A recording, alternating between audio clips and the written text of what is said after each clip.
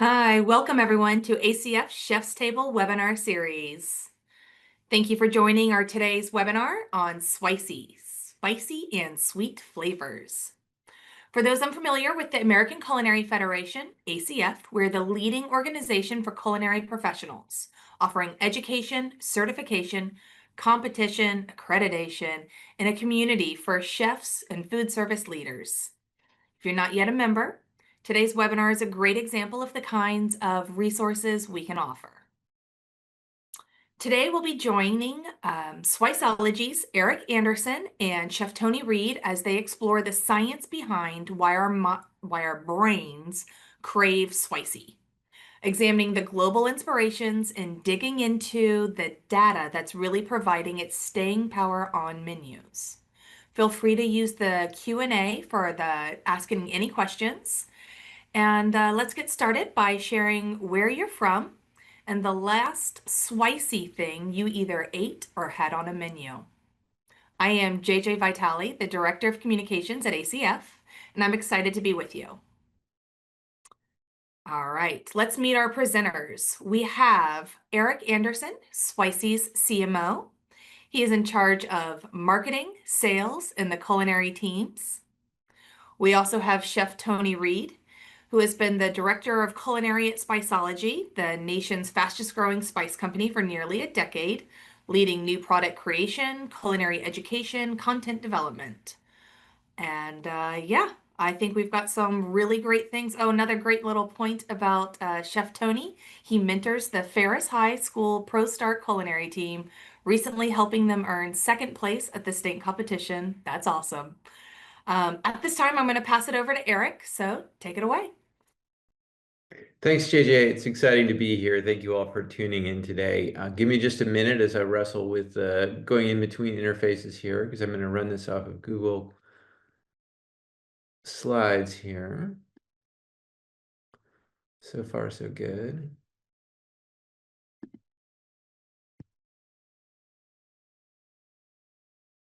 Okay, thank you. So as JJ mentioned, we are here to talk about Swicy. So just by way of a little bit of background here, Spicology does quite a bit of trend analysis as part of our outreach to the chef community. So continuing to maintain a dialogue with folks like you here on the webinar today. So we've done a number of different types of trend analysis. By far, I will say the one that has been the most popular, that has had the most staying power for us, has been the work that we have done around Swicy, aka sweet and spicy, as a flavor profile. Now, I will say that what we find when we talk about this is that people actually find the word Swicy pretty cringy. We understand that as well. We would prefer to call it sweet heat. But the internet has made up its own mind about this, and it is we've decided that Swicy is the word. So I apologize. I'm going to use that word for about 500 times in the next 20 minutes here. But let me just very briefly talk about Spicology, just by way of understanding what we're bringing to the table here. So as JJ mentioned, we're the nation's fastest growing spice company. Been around since 2012 and seen a lot of our growth really in the last 6 years or so. We're really known for our innovative blends with unique flavor profiles, as well as about 200 core ingredients. We will focus both on some of those blends as well as some of the core ingredients when Tony gets into some of the dialogue around applications of Swicy.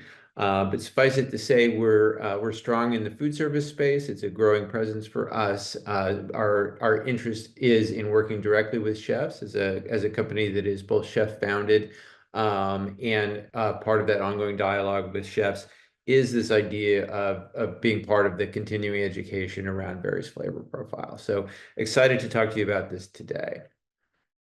Here's what we'll cover today. Just by way of kind of orienting you to the time, I've got about 15, 20 minutes worth of material that's kind of the background that JJ mentioned, explaining kind of the science behind Swicy and how we see it trending.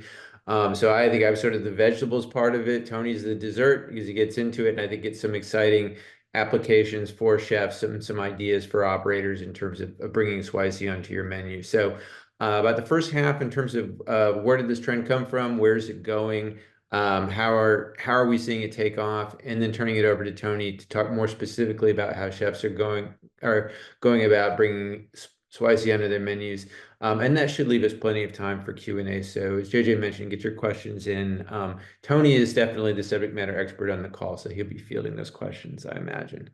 But part of my work is to really work on the trend analysis. So I do geek out on the data. So bear with me. So I'm going to start off with a dose of data here. So I didn't want to spend a lot of time talking about trying to prove the idea that Swicy is a trend because it's just been around for 5 or 6 years as a trend. I think it's like trying to prove that water is wet at this point. But I did want to put a little dimension to it. I think the most significant data point that we see in terms of operators is the one in the upper left there. That we've seen about a 10-point gain in the appearance of Swicy items on menus over the last 4 years. That is significant. It's a data essential data point, as you might guess. So that's where we're really starting to see it gain traction, not just as an interest among consumers, but truly showing up on menus. And then you see these other data points really do focus on this notion of hot honey, and that is important because hot honey is kind of the gateway drug into Swicy. It's the thing that went mainstream the fastest. And I think we are now at the point where we're seeing branching out from beyond hot honey as a flavor profile into various forms of Swicy, and we'll talk about what some of those are. But I do have to mention that I think that we were into hot honey before it was cool, because our first product was Smoky Honey Habanero going all the way back to 2012, and it's still at this point, our second most popular blend, right behind our Greek Freak. So it really shows the staying power of that kind of Swicy profile, and we'll have some ideas for how it can be used later on in the presentation.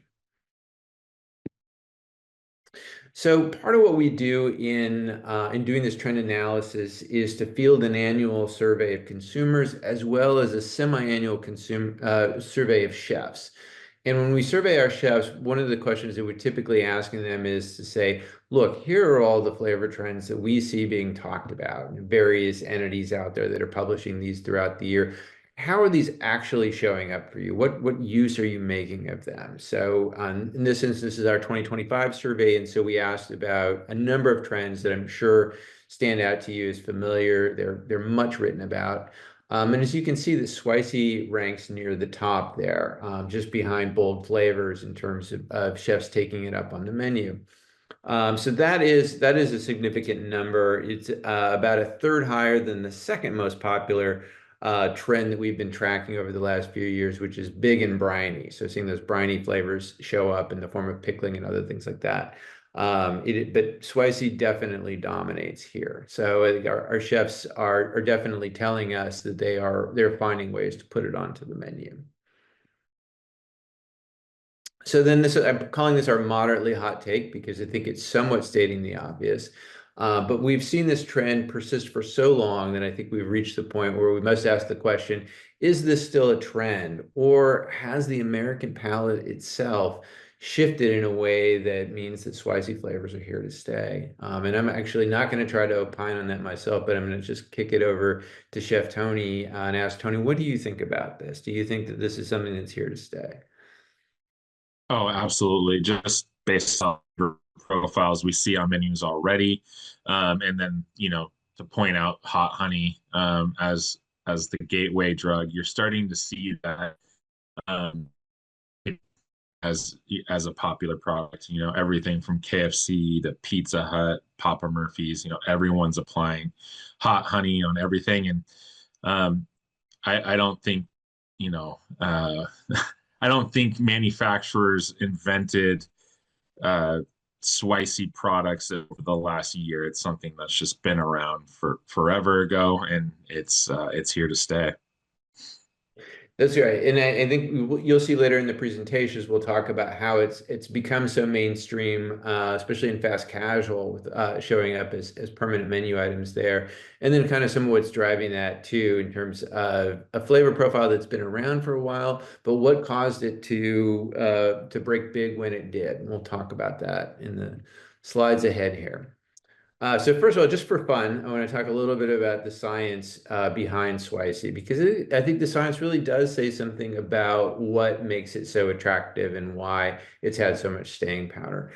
So when you look at the way that these two flavor profiles work together, there's a compound effect. So as many of you probably know, that the heat that you get from chili, so that capsaicin, when it hits the tongue, it actually is a negative signal to the brain. It says your tongue is on fire. It's a distress signal to the brain.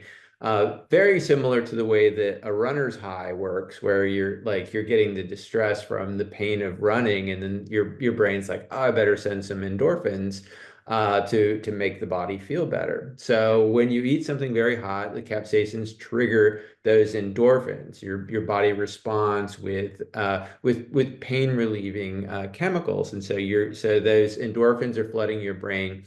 At the same time, the sweetness is hitting your pleasure sensors. So you have this kind of combination of the relief from the endorphins, plus the heightening of that relief in the form of the sweetness and the pleasure sensors that are triggered by that. So I think it's very interesting. It's kind of the whole human experience. It's pain and pleasure together in one bite. So when you look at it through that lens, it's not hard to understand why it's become so popular. But it begs mentioning, and this is something that you're going to read in every trend report on just about every trend, because of course younger people are the trendsetters. I must admit this. And so we are seeing that Swicy, as with everything else, younger consumers, millennial and Gen Z, are driving this trend. So this is from our 2024 national survey. So this actually, we ran that survey in late 23. So this data is almost 2 years old. But I think what we would see if when we do the repeat of this survey coming up, is it'll probably show that the interest in the profile has broadened out. So when we ran the survey, a big a 12-point difference in terms of younger folks being more interested in this flavor profile than the population as a whole. But we are continuing to see, as Tony mentioned, with kind of the mainstreaming of those hot honey profiles, we're imagining that consumers more across the board are going to show up in our next survey as being more interested in this. Now, part of what's driving this, and this is the thing that you probably have to hear about in every trend survey as well, is how much social media is having an effect here. So when we did our trend report last year, we created something that we called the culinary adventurism model. Because what we noted was that the traditional way of deciding on popular flavors has been upended. It used to be culinary publications tracking what's going on in top restaurants, writing about it, and kind of pushing that information down into the culinary community and ultimately to consumers. Those culinary publications are no longer calling the shots in terms of what's popular. Now you have both influential chefs and influential home cooks in social media talking about flavor profiles that they enjoy, sharing recipes, amplifying others who are doing this. And that's creating a kind of flywheel effect where those ideas then get picked up by others, and ultimately the culinary publications themselves pick them up. They then turn around and push those ideas out. They get picked up even further. And so you end up with this kind of whirling dervish where something that starts off as a small trend can get larger very quickly until everybody's talking about it. And I think we're certainly seeing that with Swicy. If you can just go on to Instagram and do a search for Swicy and see all the results just from today for folks that are sharing recipes and dishes that have that flavor profile. So seeing that social accelerant, just to put a number on that, taste-wise, of course, those folks track these kinds of things, say that social conversations around Swicy flavors have grown 28% just in the last year. So there's that kind of whirling dervish effect that we see of constant social sharing. So another reason why we see Swicy trending is that it speaks to kind of our overall palate and the way that that is changing. As Tony mentioned, we're seeing some permanent changes there. And one of those changes that looks to be permanent is that our national sweet tooth is in decline. Historically, our sense of sweetness has been dominated by kind of Western European cuisine, which tends to be very sweet. The desserts are quite sweet. But now I think as more Asian flavors begin to move into the American palate, they're less dominantly sweet. You couple that with health concerns and an interest in non-traditional sweeteners, then U.S. consumers overall preferring foods that are less sweet, according to IFT. So with that, you still want something that's exciting. You still want flavor intensity. You just don't want that peak sweetness. And so Swicy is the thing that, as IFT says, scratches both itches, gives you something interesting for the palate, but without all the intense sweetness. And then the last thing that needs to be said in terms of the reasons for this trend is that our heat tolerance, our heat enjoyment continues to climb. And this is probably the single biggest data point right here in terms of a shift. The first one here, it's rare to see this big of a shift in such a short time. And so an increase of 15% in US consumers saying that they want heat in their food, an increase of 15% in 5 years. It's a huge shift. So that's, again, attributable to kind of like the diversification of the American palate, as more Latin and Asian flavors that tend to use more chiles come into the palate, and as well as that kind of that norming that occurs through social media as people get more interested in it. And of course, you've got things like popular things like hot ones that draw attention to Scoville units and things like this. But more broadly, it is this idea that we're simply tasting things that are hotter now and finding that we like them and then sharing them with others. And then, of course, you see in the second data point that is showing up on restaurant menus. So that 95% of U.S. restaurants, huge number, now having something spicy, and that's growing toward near total, 97% predicted by 2029. Okay, so a little bit of data on where it's coming in. It's only a little bit of data because when we did this segmentation analysis to see where sweet heat is happening and who's bringing it forward, it was pretty universal. So not a lot emerged in terms of segments, but a little bit did. So I want to share that with you. The one that is significant is the fact that we are seeing it much more predominantly in casual dining, even though it is still a presence in fine dining. 40% is nothing to sniff at. Clearly we're seeing it across the board. But the reason for that 61%, we think, is just where those applications have been. We talked at the beginning about this idea that hot honey is kind of the gateway drug.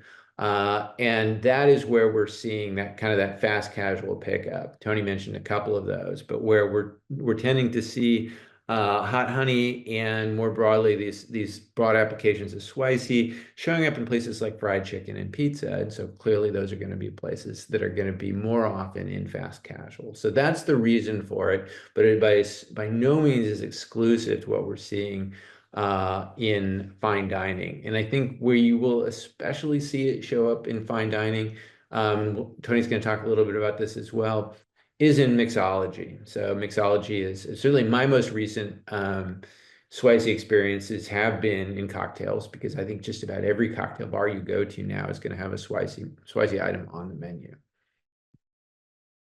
So in terms of places, as I mentioned, showing up in national chains, so example of Chipotle picking it up here as a permanent menu item. And we saw this as well. Oops, went two slide too far there. We see this as well at KFC, where they've now brought on hot honey as a permanent menu item. And chicken is sort of the official protein of Swicy. We see applications on chicken very frequently, and I've got a couple more examples of those coming up. I mentioned the popularity within beverages, and Starbucks has really shown up this way with their hot honey affogato. In their reserve stores, they've got their hot honey espresso martini, which is a great application of it, as well as their hot honey cortado and dirty chai. So they're part of the group that's kind of leading the way in terms of its use in mainstream beverages as well. And then I'll end on a couple shameless plugs for settings in the wild that are Spiceology related. One is Petco Park in San Diego. Both of these folks that Tony worked with to develop these ideas, but their custom spicy seasoning hot hen chicken sandwich, that is a mouthful, at Petco Park. And then here in my own hometown of Portland, Oregon, local fast food chain there, Burgerville, they're smoking honey habanero spicy crispy chicken slider. So there again, you're tending to see a lot of chicken with that flavor profile.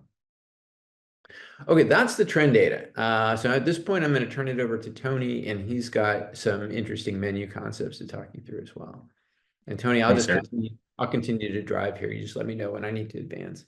Yeah, of course. Yeah, so the first slide here, I just want to point out, probably a lot of us chefs are wondering, that 15% jump that Eric called out. And I'm wondering if, after multiple years of being in the service industry, food service industry, Swicy's always been around, but I am more coastal than a lot of chefs. And I'm wondering, it just took about 20 years for that Swiciness to penetrate the Midwest. And I'm wondering if that's where that big boost really hit there. So, a lot of coastal cities set the trends, and then it takes a while to trickle through. So just wanted to kind of ask that question. I wonder if that's how it goes.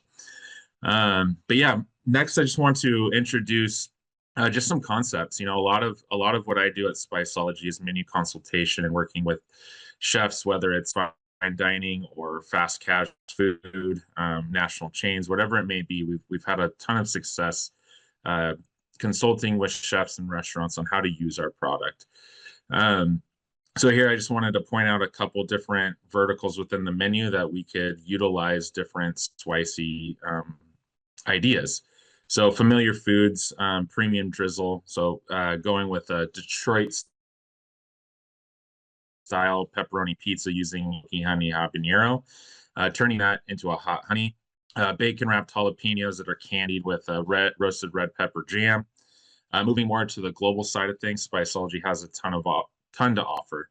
Our orange gochugaru, you get that fermented Swicy flavor profile with the gochugaru chili flakes, and then orange and chili.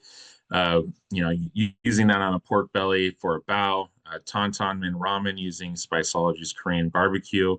Shaksha green beans, and then a Maui Wowie prawn chive dumpling. Moving over to desserts and beverages, Eric called out a couple good ones already with espresso martini, but also using mango tango, which is our salt-free chamoy blend, in an agua fresca. That performs very well at different trade shows and different demos that we've done. And then more on the dessert side, using that chamoy seasoning for a creme brulee. We have a product called maple bourbon as well that works very well across desserts in a savory manner. Hit bar and grill, teriyaki chicken wings, Bloody Mary poutines, lots of different fun applications that you can use in the bar and grill. I think Spiceology, our blends are so versatile, and I think that just about any flavor profile that you need in the bar and grill setting, we have for you. And then hitting that balance of acids and salts, using a spicy flavor profile like our candy bacon sriracha on fried pickles, an agua verde with our chili margarita, and a cowboy candy glazed salmon. If you haven't tried Spiceology's new cowboy candy, I definitely encourage to request samples. We can send those out to you. Yeah. So there's some quick wins and concepts there. Some operator tips. Start with something familiar for your guests: chicken wings, burgers, chicken tenders, French fries. Using blends like smoky honey habanero can help swoon guests without overcomplicating your offerings. Offering a spicy upgrade, make this item sweet and spicy with orange gochugaru sauce, an extra $2, or cross-utilize spicy ingredients on an LTO menu. I like to approach this. I call this the Taco Bell method. Using their, for example, their Cantina menu that they have on right now. they're addressing that flavor profile on multiple menu items that they already have at a, at a value add. So we'll use our Korean barbecue blend here for a sub sandwich franchise. So taking that on their app, creating a Korean barbecue churro with a gochujang dipping sauce, a main with using Korean barbecue to create a bulgogi sandwich with the kimchi slaw and a Korean barbecue aioli, and then offering sides. Oh, it says my internet's unstable. Sorry, guys. That are dressing sides with sweet and spicy pasta salad, French fry seasonings served with Korean barbecue aioli, and so on. Or you can play with unexpected areas like the dessert menu, a Korean barbecue caramel drizzle over cheesecake, which is something we've done a couple times here. It's phenomenal. And Swicy isn't just a one-off hot honey moment. This is a long-term, forever flexible flavor platform.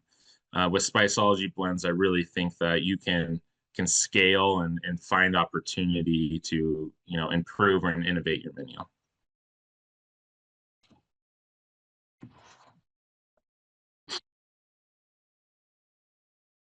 We've been kind of picking on smoky honey habanero, but this is the blend that started it all. So we'll continue to show some ideas here.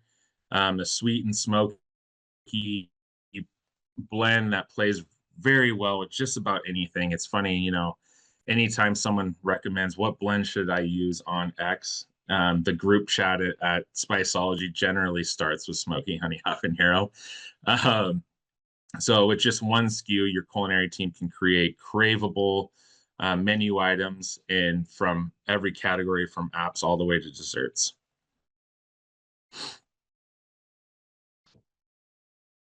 Go ahead and move to the next slide.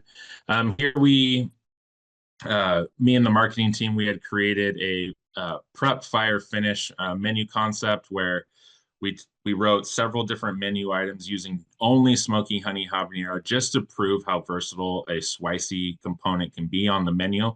So as you see here, everything from chicken tenders to curly fries to hot honey butter pull away breads, miso mac and cheese, dusted vanilla bean ice cream, miso soup, chicken croissant sandwiches. I think you all get where I'm going here, that this, the product here is super versatile and can touch just about any cuisine or any rush vertical. Here's a couple, when we share this, you guys can take a better look at zooming in on these, but here's the menus that I was referring or referencing earlier.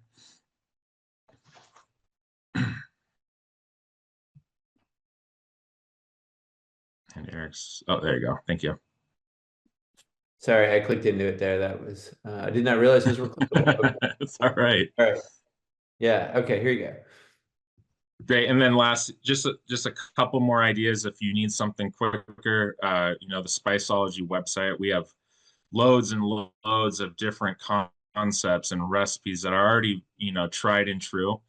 Everything from sloppy joes, roasted potatoes, roasted carrots, blistered shishitos. We definitely have you all covered. If you're looking to find concepts and the brain's not working right that day, you can find some inspiration at spiceology.com.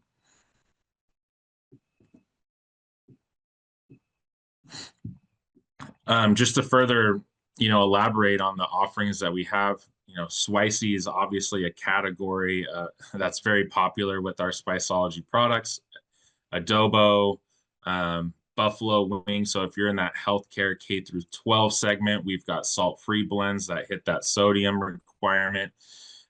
Things that are more innovative, like carbonated sugar, which is like a pop rock, folding that into a smoky honey habanero, giving your guests a even more fun experience at the table for their palate.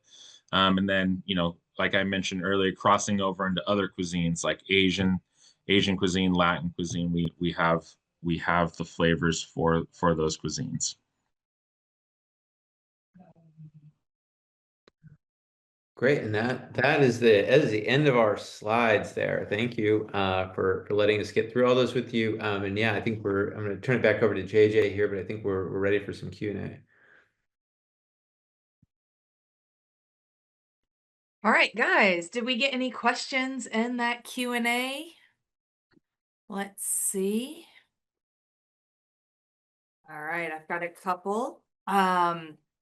So one of the first ones that I'm going to put in for me at ACF is that we actually did include in the 2025 trend report, as we spoke to, so many trend reports did speak to spice. We really talked less about Swicy, more about spice going beyond just heat, where it can really be complex flavor profiles. So I'd like to know what you guys have to say about that. Creating layers of flavor. It doesn't just have to be sweet heat. But why do you feel that the US is starting to make this shift, especially when it comes to incorporating more of those global flavors? Yeah, I can just speak briefly to kind of what we see in the data, and then I'll let Tony kind of speak to the to how to work with that from a menu concept development. I think we've similarly see that it is, I think like the phrase that we used in our last annual report was, more heat, but we're not being all hot ones about it. Meaning that like like what you see there, which is like turning, Scoville units into some kind of a spectator sport. That's not where we see things go. I mean, we see them going actually more toward more heat complexity. Where you have like the earthier heat of like an ancho chili, for instance, and you're starting to see palates become more refined. Like people don't just talk about heat; they talk about the nature of the heat, and that is like consumers are just much more educated, largely thanks to social media. Sometimes miseducated by social media, but it gives them a way of understanding flavor profiles that they wouldn't have had before, so able to think about the subtleties of them. So yes, that is definitely something that we're seeing as well, and largely driven again by that kind of diversification of the menu options available to the consumers, both in their dining options as well as when they go into the supermarket aisle. So Tony, do you want to kind of talk about it from a culinary Yeah, I standpoint? mean, yeah, I think I just want to add, I think the accessibility to ingredients on a global point of view is readily available to anyone at a push of the button from their phone. I worked at a Sichuan cafe for a long time, and one of our most popular dishes was cha green beans, and it was used with this like shrimp barbecue sauce out of China. It was like that hidden secret ingredient. And now that the internet has become so relevant in how we make our decisions around what we cook for food every day, um, people were, that secret got out. Shot Bean is a 2-day Amazon Prime purchase, and you get a little 8-ounce can in 2 days, and you get to make what's at the restaurant. So I think that, as chefs, and I think that, that isn't just for home cooks, it's for chefs as well at different restaurants. We have different specialty ingredient suppliers that allow us to get access to any flavor profile that we really want. And I think as chefs use Instagram and TikTok and different blogs, I think we get to have conversations with a chef out of New York when we're in, a little town in Illinois that, has never experienced Asian food at the same rate as a chef in New York or LA. So that the community is large, but we're close. And I think that's kind of where the ability to experiment and discover new flavors and layering those flavors on ones that we already know and love is where we're seeing that growth. Cool. And you mentioned the Szechuan cafe you worked at. I know you also worked at Noodle Ramen. Are there any of those kind of spices that you were introduced to, Tony, and kind of those restaurants that you were unfamiliar with? And do you think that there's any still of those kind of hidden spices that our general palate is yet to discover? Yeah, the Sichuan peppercorn. It's this floral numbing effect that when put onto the palate, it opens the palate and allows you to taste all of the other flavors all at once. And some people are put off by it initially, but once they realize what that peppercorn is doing to the tongue, that people are excited to try it again. So that's an example. working in Asian restaurants, I was introduced to shishito peppers well before they were relevant on the menu. And that's a produce that is, it's kind of like Russian roulette. Every 10 pepper, 1 out of every 10 peppers is extremely spicy, but the others are this mild, low Scoville, flavorful, a beautiful product. So those are a couple that I had got to learn about before a lot of others, and incorporate it into my cooking at home and at different events and whatnot. So Great. So I have a question that was presented here. How do you gauge the amount to use on or in the dessert recipes in a way that doesn't turn your customer base off? Is it better sometimes to roll out like free samplers first?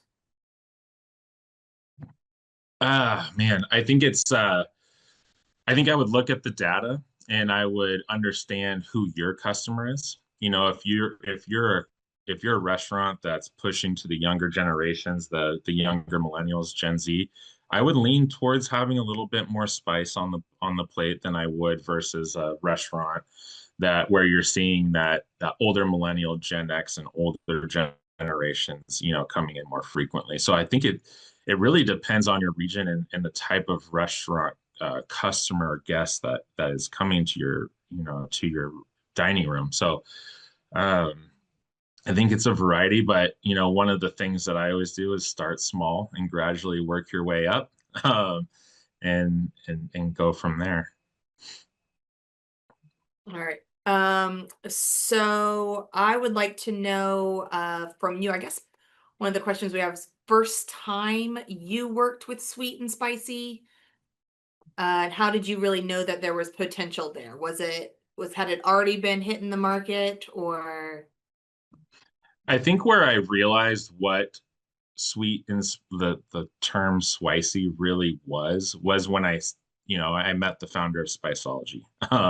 The smoky honey habanero was something that he had done right out of his own kitchen at Kavanaugh's Resort in North Idaho, and it was something that grabbed a ton of his guests' attention. I think that when I look back on early experiences in the kitchen, especially in Asian stuff, you see that Swicy come around a lot. Lots of chilies with citruses, lots of chilies with desserts, like mochis and things like that. So yeah, I think it's just like we said very early on. It's something that's been around for a long time, and I just think it didn't have a name.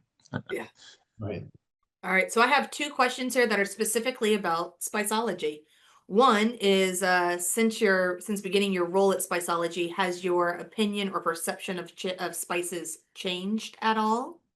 Oh yeah, definitely. It Two, we're was. going to want to get into. We have some chefs that want to know where they can buy your stuff. And I know you said the website, but if there's ways that you can involve our ACF chefs, so yeah, I know you mentioned samples, but we do have some chefs that are interested in shopping for your stuff. Yeah, we have distribution through Cisco, US Foods, a ton of different regional produce distribution outlets as well. European imports is another good way to access us. And then, direct from the website, Amazon. There's tons of different ways to gain access to our product. I definitely encourage reaching out to our team directly through chef.com and working with the team member to truly understand the best route to go and purchasing product from Spiceology. If if you have a produce distributor that's carrying our product, it's easier to get that next day versus buying directly, which is 3 to 5 day shipping. So there's a ton of different ways to access it.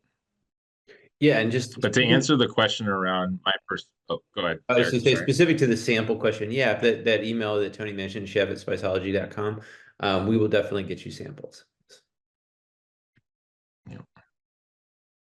Yeah, to answer the question though around my perception of spice, I didn't realize how much there was out there when I first started. I remember getting a catalog and understanding where our brokers and our, our farms that we're buying product from, what they're harvesting. And and then being able to have access to all those, to use all of them and understand how to use them, has just been an eye-opening experience. It's allowed me to become a better chef, to have a better understanding of different cuisines around the world. So spices can definitely tell a story on the plate that I think a lot of chefs don't understand until they see what's available to them. Awesome. All right, I got the last hard question, unless anyone else is going to put something in. And what is your favorite spicy dish? I'd like to hear from both of you, that you either have enjoyed or created. Go ahead, Eric. Yeah, okay. It's always hard for me to do favorites because I have so many favorites. But there is one that, and I'm going to sound like a total booze hound because it's the second time I'm bringing up cocktails. But honestly, I do think that's where so many good applications of Swicy. I live in Portland. When I visit Spokane, there's a place I have like these haunts, places I really like to go. And one of them is LK. It's this little kind of Tex-Mex bar, and they do their own tequila infusions. So they do a ghost pepper tequila infusion, which would just by itself like just slay you. Like that is, I'm not after, that kind of pain. But they do it when you do it in a margarita, it totally changes the picture because both the citrus and the sweetness of the margarita balanced against that really spiky ghost pepper hit, like it works beautiful. That is just a beautiful cocktail. Definitely need to take an antacid afterwards, but it's really good. Yeah, I think my favorite dish is, a coconut walnut crunchy shrimp from a Vietnamese restaurant, and just dousing it with with sriracha. It's that sweet honey, like mayo based sauce with the walnuts in it, and just drizzling sriracha, making it spicy on my own, is one of my favorite things to do. So, Right on. I'm like both of those. yeah. All right. Well, that looks like end of Q&A. So thank you both for being on today. That was a great presentation. So I appreciate your time. I want to say thank you. You guys really supported us out at our national convention in Vegas. You gave all the spices to our new food sport competition out there. And that was great watching those competitors get a chance to really use your stuff. So thank you for that as well. Yeah, Yeah. beautiful plates coming out of that. Yeah. So, for all of our attendees, please be on the lookout for a survey that you will receive in the next day or two, which you can complete to earn your free continuing education hour. After that, you'll be able to find this in our online learning center and continue to get your free continuing education if you are an ACF member. We hope you will join us next week on October 1st as Ecolab presents a webinar on food safety. Then on October 8th, you don't want to miss our pork and live fire demo by Pitmaster Jeff Fritz. Visit the media tab on acfchefs.org to register for upcoming webinars. And on behalf of ACF National Office, thank you all again. Thank you, presenters. Thank you, attendees, for bringing us this opportunity. Have a great day.